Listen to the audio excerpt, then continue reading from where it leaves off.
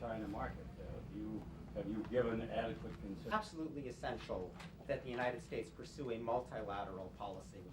In your section on arms reduction, The European Union, the Japanese government, the World Bank, the United Nations, there are many audiences. Because Do you think the United States could act unilaterally?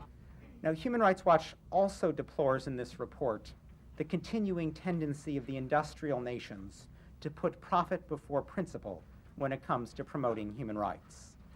These nations were quite willing to exert economic pressure on poor states like Burundi or Cuba, Libya or Sudan, but they remained silent on abuses by economically attractive countries like China, Indonesia, Mexico, Nigeria, or Saudi Arabia. But not in a way that suggested there would be any consequence, not only by the United States, but also by the European Union, the Commonwealth, and others.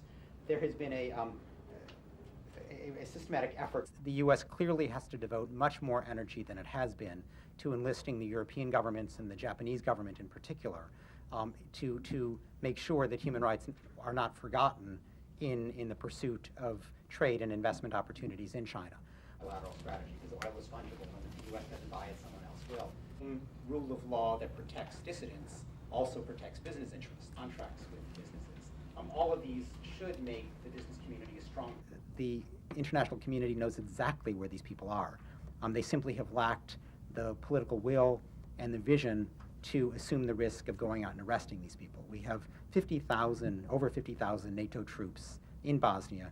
They are backed by a Pentagon annual budget of over $500 billion on-site investigations, and felt that through the human rights.